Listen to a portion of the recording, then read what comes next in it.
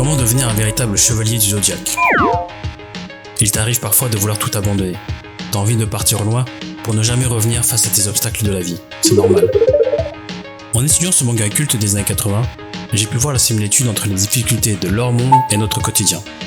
Cette œuvre nous offre aussi un panel de principes fondamentaux qui ont toujours du sens 30 ans après sa première diffusion, et je te les partage aujourd'hui avec toi. Alors sors tes snacks, ta boisson et installe-toi bien confortablement.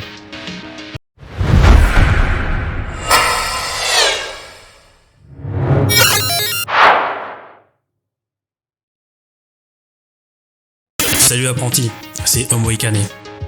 Et sur ma chaîne, je te partage des connaissances pour ton développement personnel et aussi des petits moments de culture. Si ce n'est pas encore fait, je t'invite à t'abonner sur ma chaîne Illico. Ce manga a occupé toutes mes matinées durant mon enfance. On pouvait voir les aventures de nos 5 héros, qui sont Seiya, Shiryu, Ikki, Shun et Yoga, à travers des combats des plus mémorables. Perso, pour moi, mon préféré, c'est Ikki. Tu le trouves pas un peu badass? En revisionnant aujourd'hui ce manga, j'ai pu voir tous les trésors qu'il véhiculait et qui ont du sens encore aujourd'hui. Mais alors, comment devient-on un véritable chevalier du zodiaque? Il existe un parallèle entre les difficultés que rencontrent nos héros et ce que nous rencontrons dans nos vies. Les exploits qu'ils accomplissent, nos chevaliers de bronze, contrairement à ce qu'on pourrait croire, est plus souvent le résultat de leur façon de penser, d'agir, de percevoir et d'appréhender leur environnement plutôt que l'utilisation de la cosmo-énergie. Et c'est ce que je vais te présenter dans cette vidéo. Devenir un chevalier zodiaque, ce n'est pas forcément la clé pour tout réussir dans ta vie. Mais de pouvoir faire face à la diversité que tu rencontreras, de ne jamais s'avouer totalement vaincu et d'aller de l'avant, peu importe les difficultés, de faire confiance aux autres et parfois d'apprendre de ses défaites. Je te le dis tout de suite. T'auras pas une armure à porter avec une tenue collée au corps et tu pourras pas faire des météores de Pégase pour tout casser. Non, désolé. Donc tu pourras comprendre pourquoi ce manga inspire toujours aujourd'hui et tu auras le mental pour faire face aux difficultés en empruntant la voie du chevalier zodiaque. Alors, brûlons nos cosmos.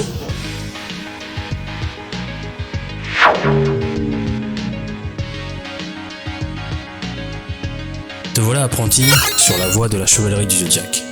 Et commençons par le tout premier principe, l'entraînement physique du corps. Dans les chevaliers du zodiaque, nos héros, qui ne sont encore que des enfants, subissent des entraînements extrêmement difficiles, voire surhumains, même pour un adulte. C'est dur, éreintant, voire mortel, mais c'est en même temps super gratifiant. On les voit devenir plus forts, puissants au fil de leur progression. Je te vois déjà faire ton sac pour partir en Antarctique comme Yoga, ou bien aller dans un volcan planter ta tente Quechua pour faire comme Ikki, mais je te rassure, t'auras pas besoin de faire ça. Alors qu'importe la discipline sportive que tu choisis, ce que tu dois faire avant tout, c'est nourrir ton esprit d'un sentiment d'accomplissement, de satisfaction et de bien-être. Le sport, même si son intensité n'est pas très élevée, permet de booster ton moral et de vider ton esprit. Développe d'abord ton corps, car il est simple à faire. Par là, je veux dire qu'au début, cela te semblera difficile, mais que les résultats se feront se ressentir rapidement. À travers les semaines qui passent et la progression de tes performances, tu auras ce sentiment de satisfaction tout comme nos héros. Puisque oui, le sport amène au dépassement de soi, et ce sera le début du travail mental. Alors simplement, à ton rythme et avec ton budget, trouve le temps pour la pratique d'un sport. Marcher, courir, musculation, yoga, les possibilités sont variées. Tu verras que ce qui était au début super difficile pour toi sera par la suite une simple formalité, et tu auras envie par toi-même d'aller plus loin. Alors une fois que ton corps a atteint une aisance sportive, il est temps de passer à un niveau supérieur de ton apprentissage, celui de l'esprit. Bien que le sport t'apporte un mental d'acier, en ne comptant que sur tes muscles, tu ne pourras pas aller au-delà de tes objectifs personnels. Seiya, dans le tout premier épisode des Chevaliers Zodiac, a un cours de biologie de la part de Marine. Écoute-moi. Les pierres sont composées d'atomes. Hein? Comme ton corps et comme le mien. Comme tout ce qui existe sur la Terre. Ah! Comme les étoiles qui brillent dans le ciel. Détruire quelque chose signifie détruire tous ces atomes. Est-ce que tu me comprends? Ça montre l'importance de l'instruction dans le développement du chevalier. Dans ton quotidien, tu te dois de t'instruire.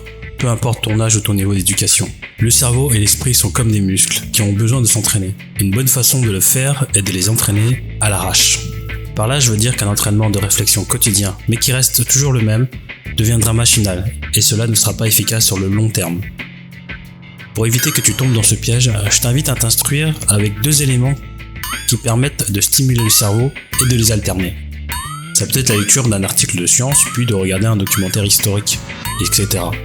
Plus tu alternes les sollicitations de ton cerveau et tu provoques ce sentiment de faire face à un défi compliqué, et plus tu rendras ton cerveau et ton esprit performants, plus rapides. Ta perception en sera plus aiguisée. Un autre exercice qui est aussi très efficace est l'exercice de la visualisation mentale. Pour le faire, regarde un lieu, une pièce, avec tout ce contenu pendant environ 1 minute ou 2. Ensuite, tu fermes les yeux et mentalement, fais l'inventaire de tout ce que tu as vu en faisant le moins d'erreurs possible. Au début, commence par les couleurs, les formes basiques, puis rentre petit à petit dans les détails jusqu'à la perfection. C'est un exercice que tu peux faire à tout moment et ça te permet de travailler ta mémoire et ton instinct. Une fois que tu as acquis un corps fort et un esprit solide, tu te sentiras plus fort et plus sûr de toi. Néanmoins, le manga Les Chevaliers Zodiaques repose sur les principes de la mythologie grecque et de sa philosophie, où le principe d'équilibre est primordial. Et c'est ce qu'on va aborder.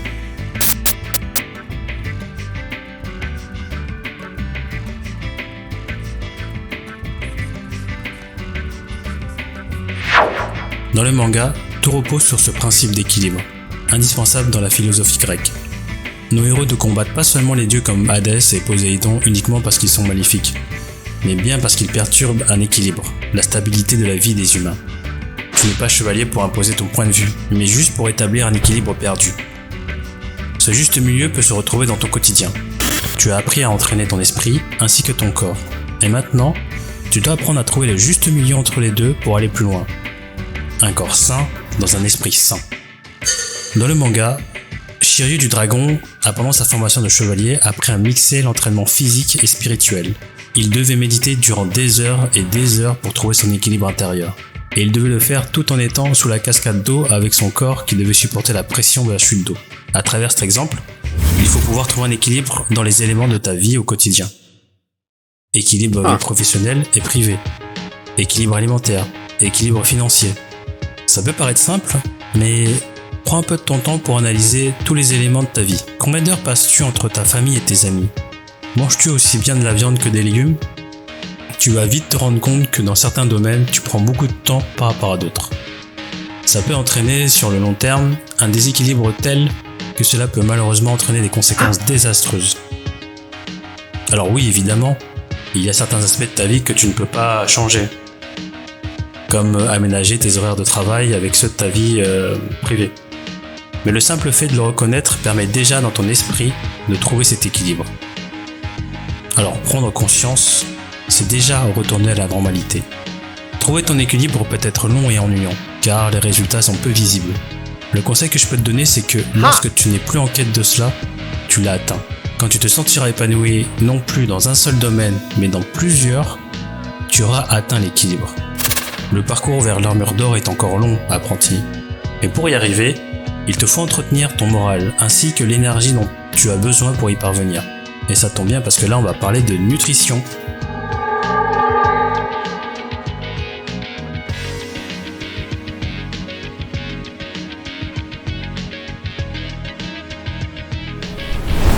Quand un chevalier fait appel à sa cosmo-énergie, il doit puiser une énorme quantité d'énergie. Évidemment, cette perte doit être recomplétée plus tard afin de pouvoir la réutiliser. Pareil pour nous, lorsqu'on fait une activité physique intense ou de l'étude scientifique pendant une longue période, le manque d'énergie se fait sentir et il faut remplir ses réservoirs de carburant. Et pour un corps optimal, il te faut des carburants de qualité. Ici, je vais seulement t'apporter quelques bases pour adopter de bonnes habitudes alimentaires. Et ça peut s'adapter aux carnivores comme aux végétariens.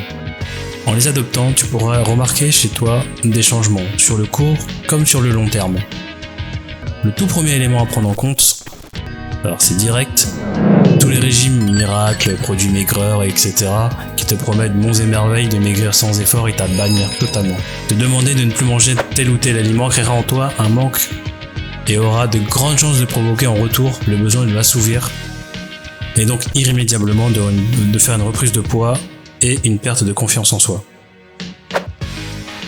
Et le plus souvent, ces faiseurs de miracles ne sont pas là pour te faire maigrir toi, mais bien ton portefeuille. L'autre élément que tu peux utiliser est de calculer ta consommation de calories que tu avales moins la dépense en calories durant une journée. Il existe une multitude d'applications sur le sujet que tu peux télécharger sur ton téléphone. Il faut seulement avoir les chiffres des calories totales de ce que tu manges, moins ce que tu brûles. Tu fais le calcul de soustraction, résultat positif, tu prends du poids. Résultat négatif, tu en perds. Enfin, l'élément important à prendre en considération est la qualité de tes aliments. Je ne vais pas entrer dans les détails car je suis pas spécialiste forcément de ça, mais en faisant des recherches avec ma femme, on a pu, on a adopté la cuisine méditerranéenne. Elle est la plus équilibrée et saine. Et aussi, autre petit détail, prends l'habitude de faire toi-même tes plats. Évite les plats tout faits dont tu ne sais pas vraiment la qualité de ce qui est contenu dedans. J'aborde aussi légèrement ce thème dans une autre vidéo sur le secret de la longévité des Japonais pour vivre plus longtemps. Si tu n'as pas encore vu cette vidéo, je t'invite à la visionner en cliquant sur la fiche qui se trouve sur le coin de l'écran. Pour être un chevalier, il faut d'abord bâtir les bonnes fondations. Un entraînement physique et cérébral t'aide à te préparer à faire face à toutes sortes de situations. Un bon équilibre aussi t'apportera une sérénité pour aborder des situations qui pourraient parfois être critiques. Enfin, tu ne pourras jamais accomplir toutes ces tâches de base d'un chevalier sans bien te nourrir, dans le sens d'avoir un contenu de bonne qualité nutritionnelle dans ton assiette. Je continue d'approfondir mes connaissances sur le manga Saint Seiya et en ferai probablement une prochaine vidéo. Pour l'heure, merci d'être resté jusqu'au bout. N'hésite pas à aimer et si ça t'a plu, de mettre un commentaire pour enrichir de tes connaissances les notions qu'on en a vues ensemble. Et sur ce, je te dis ciao.